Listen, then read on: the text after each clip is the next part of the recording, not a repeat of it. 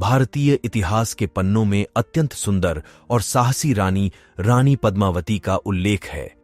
रानी पद्मावती को रानी पद्मिनी के नाम से भी जाना जाता है। रानी पद्मावती के पिता सिंघल प्रांत श्रीलंका के राजा थे।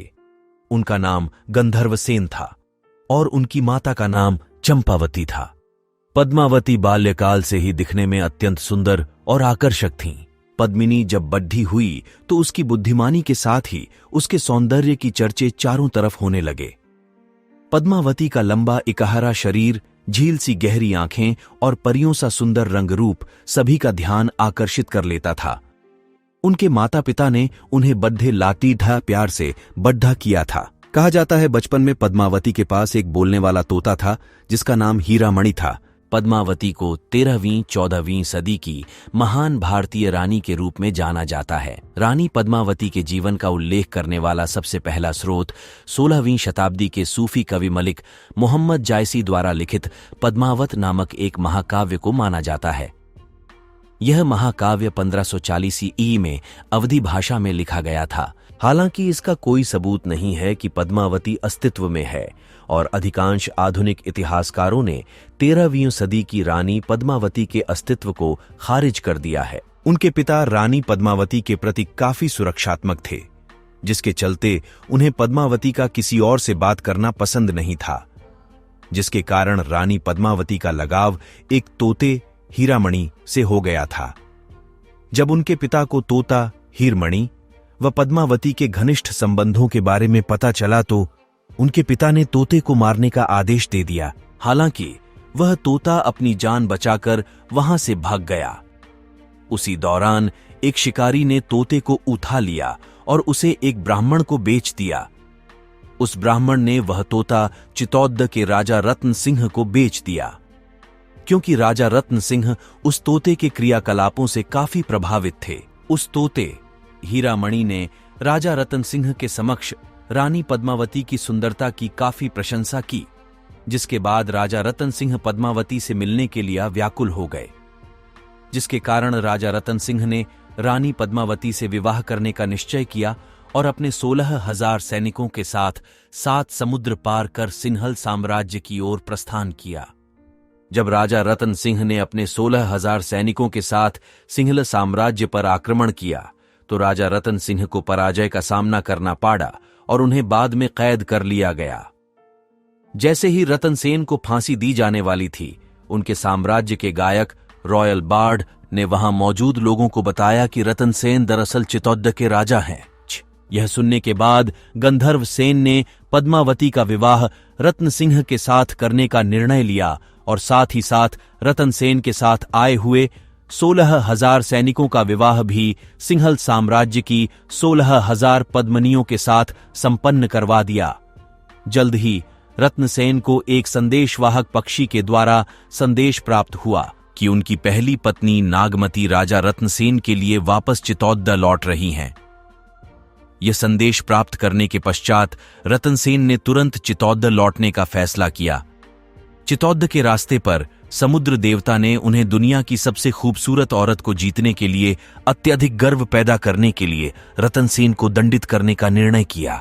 हालांकि रतनसेन ने समुद्र के देवता को चित्तौड़ में बीती अपनी दुख भरी व्यथा को बताया।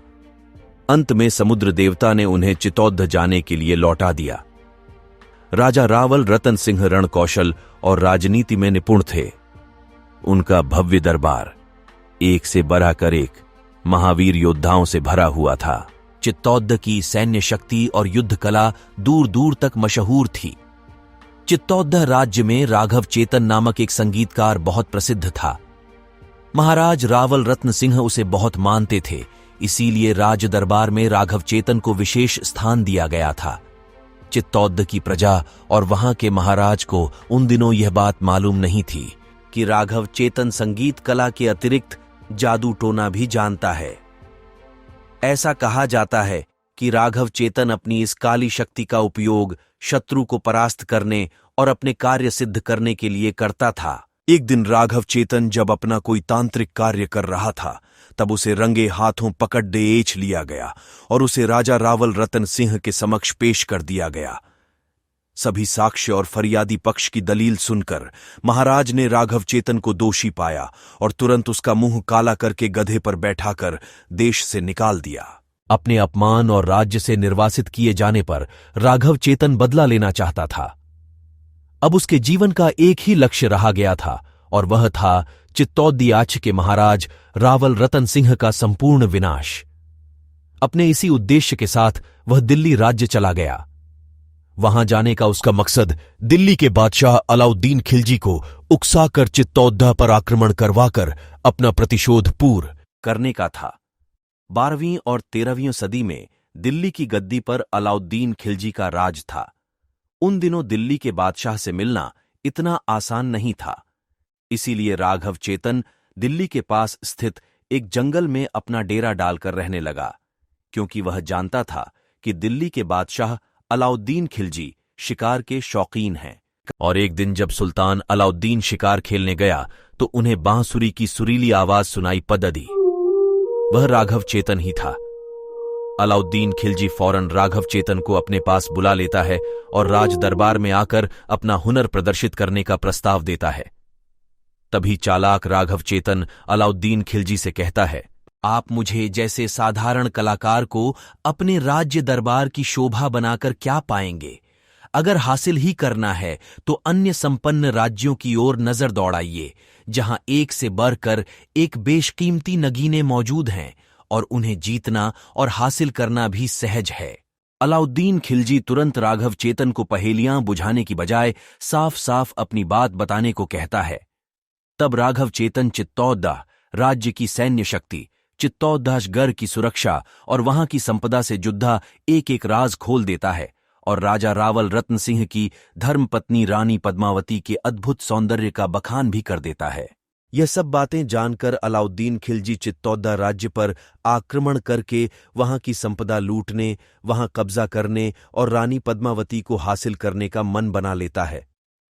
जब पद्मावती के सौंदर्य पर अलाउद्दीन मोहित हो गया, कहा जाता है कि रानी की सुंदरता का बखान सुनकर अलाउद्दीन उन पर मोहित हो गया था। उसे लगने लगा था कि ऐसी सुंदर रानी को तो उसके महल में होना चाहिए। सुल्तान खिलजी रानी पद्मावती की एक झलक पाने को बेताब था। इसलिए चित्तौड़गढ़ किले की घेराबंदी के बाद खिलजी ने राजा रत्न सिंह को ये कहकर संदेशा भेजा कि वो रानी पद्मावती से मिलना चाहता था। उनसे मिलने के बाद वो वहां से चला जाएगा, क्योंकि परंपरा के अनुसार रानी किसी पराये मर्द को अपना मुंह नहीं दिखाती और घूंघट में ही रहती थी। यह बात जानकर खिलजी ने रतन सिंह से आग्रह किया कि वह रानी को देखना चाहते हैं, लेकिन रानी ने मना कर दिया। रतन सिंह ने रानी को समझाया कि खिलजी एक बहुत बड़े साम्राज्य के सुल्तान है, उन्हें मना करना ठीक नहीं होगा। ये सब जानकर रानी मान गई, लेकिन रानी ने एक शर्त रखी कि खिलजी शीशे में उन्हें देख सकता है, वो भी रतन सिंह और कुछ दासियों के सामने। यह शर्त खिलजी ने स्वीकार कर ली थी।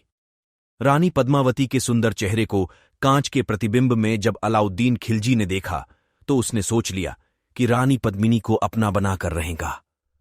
अलाउद्दीन को उसके शिविर में वापस भेजने के लिए जब रतन सिंह उसे बाहर छोड़ दहने के लिए जा रहा था तो खिलजी ने मौका देखकर रतन सिंह को बंदी बना लिया और पद्मावती की मांग करने लगा। चौहान, राजपूत, सेनापति गोरा और बादल ने सुल्तान को हराने के लिए एक चाल चलते हुए खिलजी को संदेशा भेजा कि अगली सुबह पद्मावती को सुल्तान को सौंप दिया जाएगा। अगले दिन सुबह भोर होते ही 150 पालकियां किले से खिलजी के शिविर की तरफ रवाना हुईं। पालकियां वहां रुक गईं, जहां पर रतन सिंह को बंदी बनाकर रखा गया था। पालकियों को देखकर जब रतन सिंह ने सोचा कि वह पालकियां किले से आई हैं और उनके साथ रानी भी यहां आई होगी, तब वह अपने आप को बहुत अपमानित समझने लगे। उन पालकियों में न ही उनकी रानी और न ही दासियां थीं। अचानक से उनमें से सशस्त्र सैनिक निकले और रतन सिंह को छूदा लिया और खिलजी के अस्तबल से घोड़ चुराकर तेजी से घोड़ों पर किले की ओर भाग गए। गोरा इस मुठभेड़ में बहादुरी से लडेट हुए वीरगति को प्राप्त हो गए, जबकि बादल रतन सिंह को सुरक्षित किले में ले आया। जब रतन सेन को दिल्ली में कैद किया गया था, उसी समय चित्तौड़गढ़ के पड़ोसी राज्य कुंभलनेर के राजा देवपाल का भी रानी पद्मावती के प्रति आकर्षण हो गया था, जिसके चलते राजपूत राजा देवपाल ने एक दूत के द्वारा रानी पद्मावती को विवाह का प्रस्ताव भेजा। चित्तौड़गढ़ लौटने के बाद रतन सेन ने देवपाल से बदला लेने का फैसला लेते हुए युद्ध करने का निर्णय लिया। परिणाम स्वरूप इस एकल युद्ध में राजा देवपाल मारे गए और रतन सेन भी अत्यधिक घायल हो गए। अपनी हार को देखकर खिलजी बहुत शर्मिंदा हुआ और उसने इस धोखे का बदला लेने का निश्चय किया। उसने तुरंत ही चित्तौड़गढ़ किले पर आक्रमण कर दिया। जब सुल्तान को पता चला कि उसकी योजना नाकाम हो गई है, तो अलाउद्दीन ने अपनी सेना को चित्तौड़ पर आक्रमण करने का आदेश दिया। अलाउद्दीन की सेना ने किले में प्रवेश करने के लिए कड़ी कोशिश की, लेकिन वह नाकाम रहे। इसके बाद अलाउद्दीन ने किले की घेराबंदी करने का निश्चय किया। घेराबंदी इतनी कड़ी थी कि किले में खाद्य आपूर्ति धीरे धीरे समाप्त होने लग गई। अंत में रतन सिंह ने द्वार खोलने का आदेश दिया और अलाउद्दीन के सैनिकों से लडेट हुए रतन सिंह वीरगति को प्राप्त हो गए। यह सूचना पाकर रानी पद्मावती ने सोचा कि अब सुल्तान की सेना चित्तौड़ के सभी पुरुषों को मार देगी। तब चित्तौड़ की औरतों के पास दो ही विकल्प रहे, या तो वह जौहर के लिए प्रतिबद्ध हो या विजयी सेना के समक्ष अपना निरादर सहे। रानी पद्मावती के सामने दो विकल्प रह गए, या तो वह मुगलों के सामने आत्मसमर्पण करे या फिर जौहर व्रत करे। उन्होंने निर्णय लिया कि दुश्मनों के सामने आत्मसमर्पण करने से अच्छा है कि देश की आन बान के लिए अपना बलिदान किया जाए। उन्होंने एक बाड़ा हवन कुंड बनवाया और 16,000 राजपूत महिलाओं के साथ हवन कुंड में अपने आप को समर्पित कर दिया। अपने देश के स्वाभिमान के लिए ऐसा उदाहरण शायद ही कहीं मिलता हो। मुगल सैनिक जब किले में प्रवेश करते हैं तो उन्हें वहां राख और जली हुई हड्डियों के अतिरिक्त कुछ भी नहीं मिलता है। हालांकि इतिहासकारों के कुछ आधुनिक जानकर ने इस कहानी को पूरी तरह से काल्पनिक बताया है।